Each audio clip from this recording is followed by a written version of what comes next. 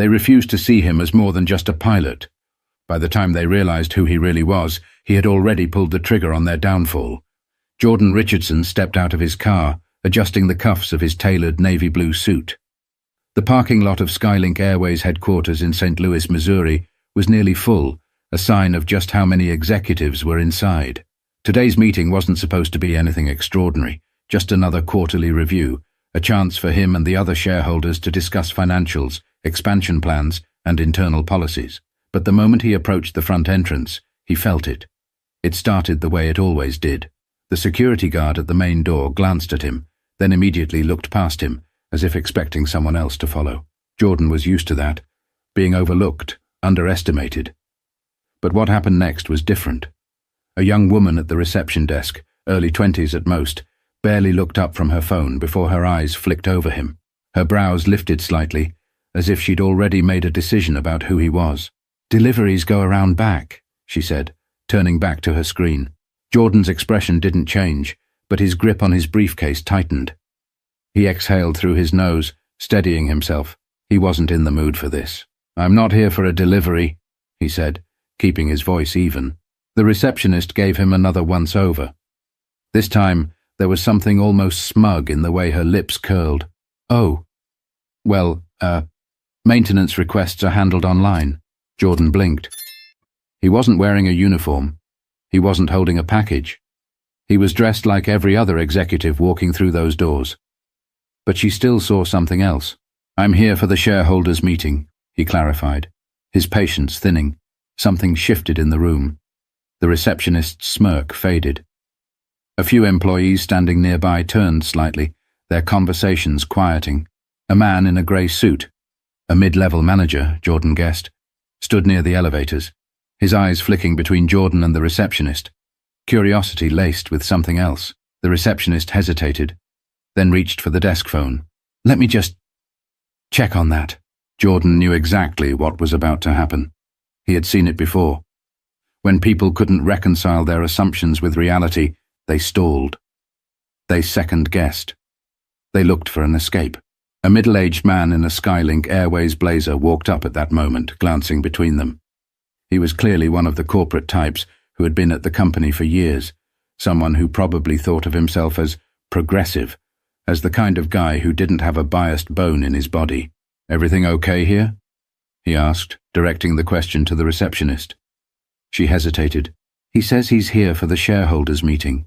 The man's brows lifted slightly as he turned to Jordan, taking in his appearance. "And you are?" Jordan met his gaze, his voice sharp and clear. "Jordan Richardson." The reaction was immediate. The color drained from the man's face. His lips parted slightly, and Jordan could practically hear the wheels turning in his head.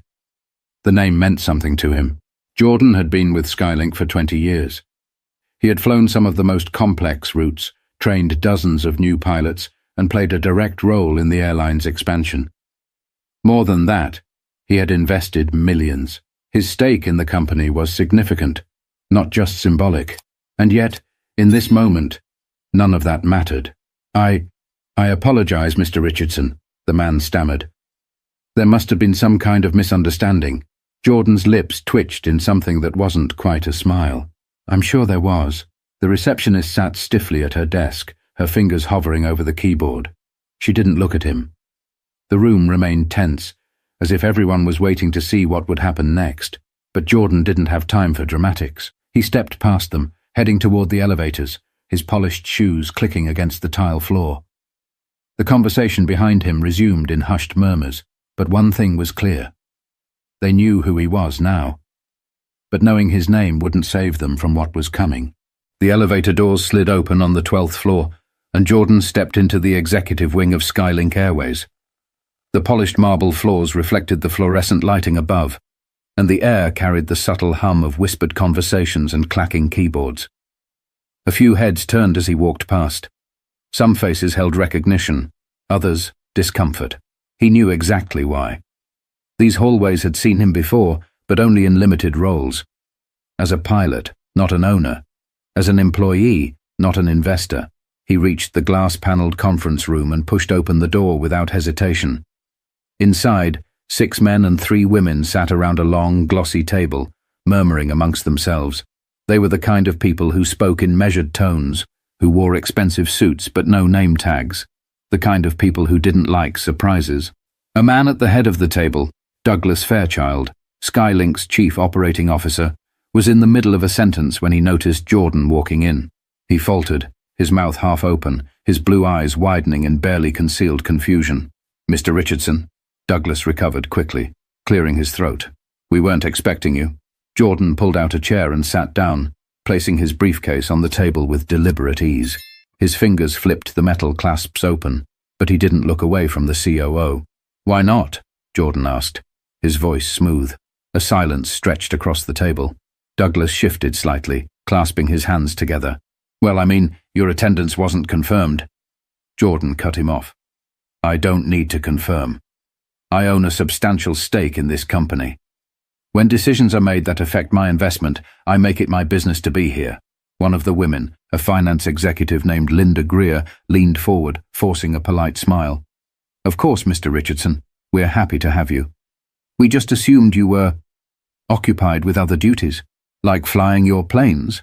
Jordan asked, arching a brow. An uncomfortable laugh rippled through the room. But he wasn't smiling. He let the silence sit, let the weight of it settle over them. He knew they weren't used to being called out directly, especially not by someone like him. Finally, Douglas exhaled and leaned back in his chair, rubbing his jaw. "Well," he said, shifting topics, "since you're here, I suppose you'll want an update on our operational strategy moving forward." Jordan tilted his head. "I'd like an update on something else first." Douglas blinked. "Which is?" Jordan reached into his briefcase and pulled out a neatly stacked, stapled document. He slid it across the table toward Douglas. The COO hesitated before picking it up. As soon as he read the first line, his face stiffened. It was a detailed report. Not about finances, not about expansion, but about discrimination complaints, filed by employees, pilots, flight attendants, maintenance crew, all citing systemic bias at multiple levels of the company. Jordan watched as Douglas swallowed hard, flipping through the pages. The room, which had been filled with the rustling of papers and the occasional cough just moments ago, was now eerily silent. Finally, Douglas set the packet down, exhaling slowly. "This is quite the accusation." "It's not an accusation," Jordan corrected. "It's documented fact." One of the other executives, Mark Waller, the VP of Operations, scoffed. "Look, Jordan." He hesitated, then reworded. "Mr. Richardson, this is the airline business. We hire based on experience and skill. We don't have time for social grievances." Jordan's jaw tightened. He leaned forward, resting his elbows on the table. "So you're saying the dozens of complaints filed by your own employees, complaints you never addressed, are just grievances?" Mark hesitated. Jordan didn't give him time to recover. "Let me put it another way. If these complaints were from your son, your daughter, would they still be just grievances?" Mark didn't answer. Jordan let that hang in the air before straightening. "I suggest you take another look at that report. Because this isn't just an internal matter anymore." Douglas's forehead creased. "What do you mean?" Jordan tapped the table with 2 fingers, slow and deliberate. "I mean, I've been watching this company from the inside for years. I've seen how you promote, how you evaluate, how you dismiss, and I've had enough." The room tensed. Douglas exhaled sharply. "All right, Mr. Richardson. What exactly do you want?" Jordan's next words made the entire table stiffen. "What I want," he said, "is about to change the future of Skylink Airways." But they had no idea just how deep the impact was about to be. The weight of Jordan's last words still hung in the air. The executives at the table exchanged glances, but no one spoke first. That was the thing about power. Most people in the room were only comfortable when they were the ones wielding it. Right now, Jordan was the one holding all the cards. Douglas Fairchild, the COO, was the first to shift in his seat. His fingers tapped lightly on the table, a nervous tick that betrayed his attempt at keeping a neutral face. "Mr. Richardson," he started, "we take these matters very seriously.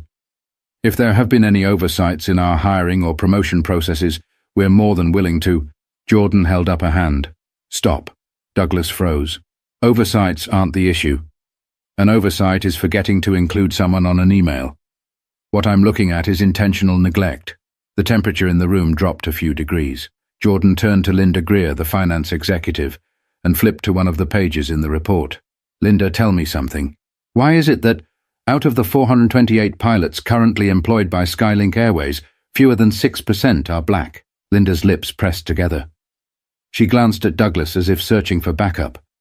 Jordan continued before she could come up with a careful corporate response. And why is it that in the last 5 years, out of all internal promotions to captain, 0 were given to black pilots who had more flight hours than their white counterparts? A shift in the atmosphere. Eyes darted. A throat cleared. No one wanted to be the first to say what they were all thinking. Jordan leaned back. I'll tell you why. Because the culture you've built, whether you want to admit it or not, was never designed to be fair. Mark Waller, the VP of Operations, finally cracked.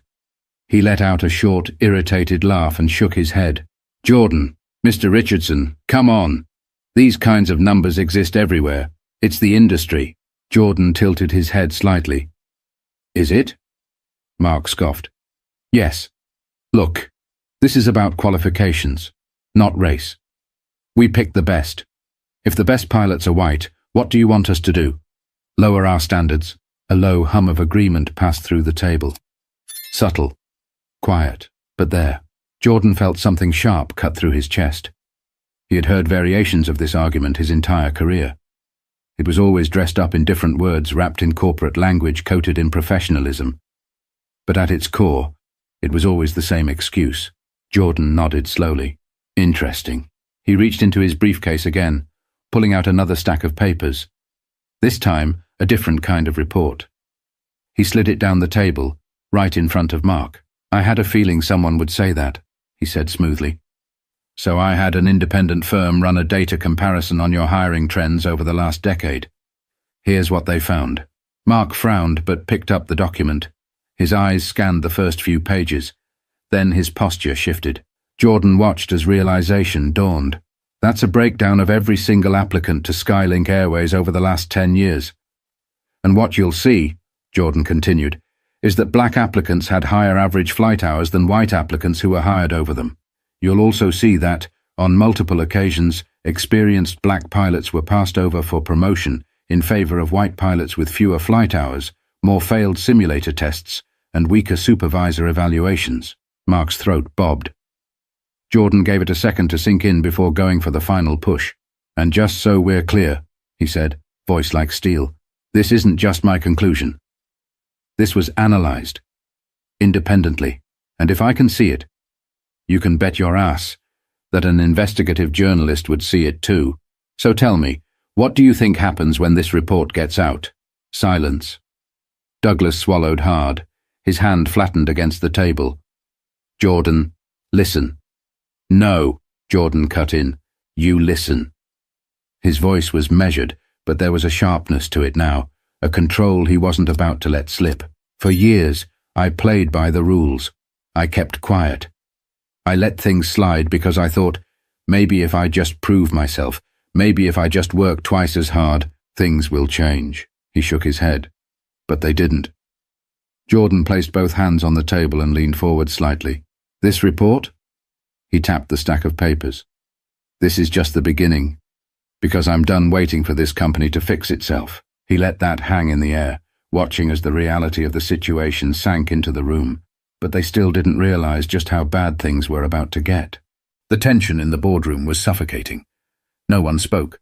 No one dared to look Jordan directly in the eye. The weight of cold, hard facts sat in front of them, and for once there was no corporate jargon to hide behind. Douglas Fairchild shifted uncomfortably, his fingers twitching against the table. Look, Jordan. We recognize that these numbers aren't good. Jordan tilted his head. Not good? He let out a short breath. Douglas, these numbers don't just look bad. They are bad. And they're not just numbers. They're people.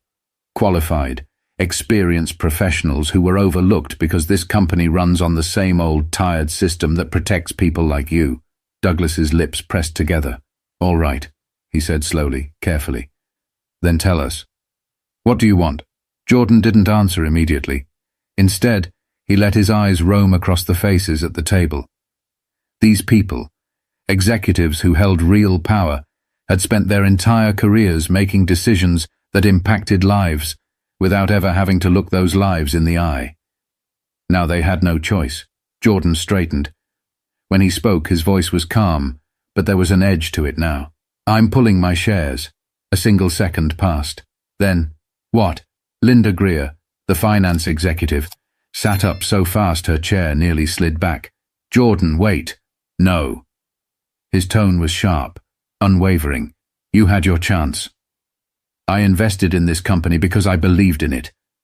I put my money here because I thought we were building something better." He exhaled, shaking his head. "But all we did was build a house on a rotten foundation." Douglas's jaw tightened. "Let's not be rash." Jordan's expression darkened. "Rash?" He tapped the stack of reports in front of him. "Ignoring this for 10 years was rash. Treating pilots like me as disposable despite our experience was rash. Watching qualified professionals walk away because they were sick of proving themselves twice over was rash." He leaned forward. "I'm not being rash. I'm being strategic." Douglas opened his mouth to protest, but Jordan wasn't done. "I'm not just pulling my money. I'm taking this public." The air shifted. Everyone froze. Mark Waller, who had been silent for the last few minutes, visibly tensed. "Jordan, let's talk about this. There's no need to bring in the media." Jordan arched a brow. "Why not? You just said this isn't about race. You just said you hire the best. So what's the problem?" No one had an answer for that. Jordan continued. "Because the way I see it, if there's nothing to hide, you wouldn't care who saw this data." He tapped the stack of reports again. "But the fact that you don't want this getting out, that tells me everything I need to know." Douglas exhaled sharply, shaking his head. "Jordan, listen. Skylink is growing. We're expanding to new markets. We have a reputation to uphold. Do you know what happens if investors get spooked?" Jordan stared at him. "Oh, I know exactly what happens." The moment stretched. Then he said the words that made Douglas go pale. "I've already spoken to several key investors." Jordan's voice was steady, controlled, deadly. "Told them everything. Showed them the numbers. Some of them are just as disgusted as I am. Others, they don't care about morality, but they do care about bad press." Silence. Linda's face drained of color. "Jordan, when did you—" "This morning." A low, weighted pause settled in the room. Jordan could see it now. The way realization dawned on them all at once. The decision had already been made. Douglas's lips parted, but no words came out. His hand tightened into a fist on the table. Jordan studied him for a second. Then, with the ease of a man who had just won a game no one else knew they were playing, he stood up. "I suggest you start drafting statements now," he said, slipping his briefcase shut. "Because once this goes public, Skylink will be in free fall." He turned toward the door. Douglas shot up from his seat. "Jordan, wait." Jordan paused. Douglas inhaled sharply, his jaw clenched. "There has to be another way." Jordan looked over his shoulder. "You had another way. You just chose not to take it." He walked out without another word. And what came next would be the beginning of Skylink's downfall. By the time Jordan stepped out of Skylink Airways headquarters, the wheels were already in motion. The first investor call came before he even reached his car. Thomas Klein, a major shareholder, had caught wind of the internal meeting and wanted to know if the rumors were true. Jordan didn't mince words. "They're true," he said plainly, standing in the parking lot with his phone pressed to his ear. "And I guarantee it's going to get worse." Klein was silent for a moment. "How much worse?" Jordan checked his watch. "Give it 48 hours. And he wasn't wrong. That night, a confidential leak hit multiple news outlets. An unnamed insider, though Jordan knew exactly who, had tipped off Bloomberg, Forbes, and CNN about the racial discrimination report inside Skylink. The story was still developing, but the headlines spoke for themselves. Whistleblower exposes Skylink Airways' history of bias in hiring and promotion practices. Skylink Airways accused of systemic discrimination. Major shareholder pulls investment. CEO remains silent as Skylink faces backlash over alleged racial disparities in workforce. The stock market reacted immediately. By noon the next day, Skylink shares had dropped 14%. A hit no one in the company had seen coming. Panic set in. Executives scrambled to contain the fallout, but it was too late. The story was already viral, flooding social media with pilots, flight attendants, and airline workers sharing their own experiences with the company. Then came the lawsuits. By the end of the week, 3 former employees had filed discrimination claims against Skylink Airways, citing wrongful termination and career obstruction. Legal analysts were already predicting a class action suit, and Jordan was watching it all unfold exactly as he expected. But it was the press conference that sealed Skylink's fate. The scene outside Skylink's headquarters was a media frenzy. Reporters crowded behind steel barricades, cameras flashing as Douglas Fairchild, the COO, stepped up to the podium. His usual polished demeanor was cracked. He looked exhausted, the weight of the last few days clearly pressing down on him. Jordan stood at a distance, arms folded, watching. Douglas cleared his throat. "Good afternoon," he began, his voice tight. "I want to address the recent allegations regarding hiring practices at Skylink Airways. Let me be clear. Our company does not and will never condone discrimination in any form." Jordan almost laughed. Douglas continued, reading off a carefully prepared statement. "We are conducting a thorough internal investigation and have engaged an independent review board to evaluate our practices." Translation: "We got caught, and now we're scrambling." But what no one expected was the moment when a reporter cut him off. "Mr. Fairchild," a journalist from the Washington Post interjected, "are you aware that multiple Skylink employees have already confirmed their experiences of discrimination on record? Some of them even claim they reported concerns to HR years ago and were ignored." "Are you calling them liars?" Douglas hesitated. That hesitation cost him everything. The media smelled blood. Reporters started shouting over each other, demanding answers. The press conference spiraled out of control in real time. Within hours, the clip of Douglas stammering, sweating, dodging questions was all over the internet. By morning, more sponsors had pulled out. By evening, several high-profile partnerships had severed ties. By the end of the second week, Skylink had lost over 40% of its value in the stock market. The board of directors had no choice. Douglas was forced to resign. Other top executives followed. And just like that, Skylink Airways was in freefall. Jordan stood in his office, watching the news coverage unfold. He had done what he came to do. He had exposed the truth. But this wasn't just about revenge. It was about something much bigger. But the conversation that had started, that was far from over. The final blow to Skylink Airways came on a Monday morning. A court filing confirmed that a class action lawsuit had been approved. Not just from former employees, but from passengers who claimed they had also faced discrimination while flying with the airline. Jordan sat at a cafe near Lambert International Airport, sipping his black coffee as his phone vibrated with another notification.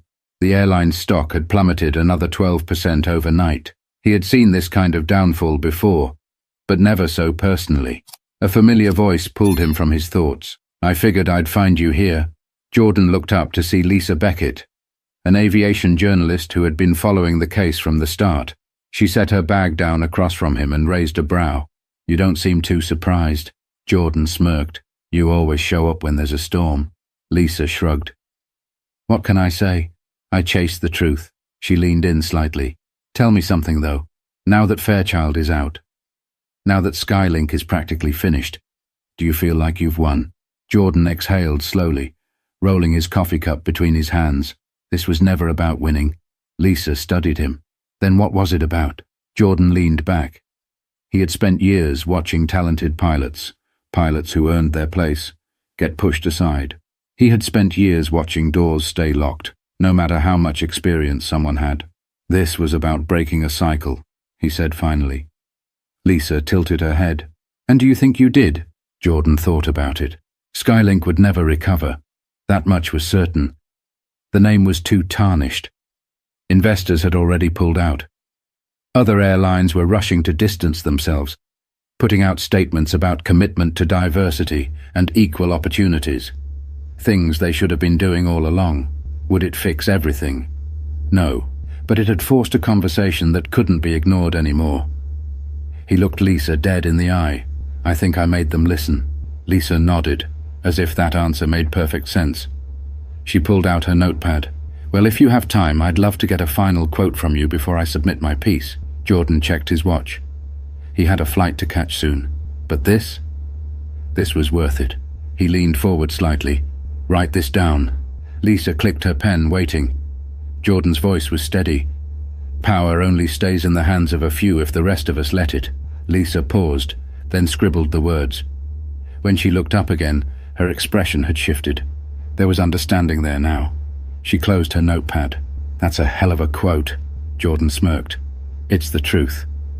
He stood, tossing a few bills onto the table before grabbing his briefcase. Lisa watched him for a second before calling after him. "So, what's next?" Jordan turned at the door. "I keep flying." And with that, he walked out. Because this was never just about one company. This was about change that would last long after he was gone. If this story made you think, if it made you question the way things are, then that's exactly the point. True change doesn't happen when we stay silent. It happens when we demand better. If you believe in that, subscribe for more stories that expose the truth. And remember, real power is knowing when to use your voice.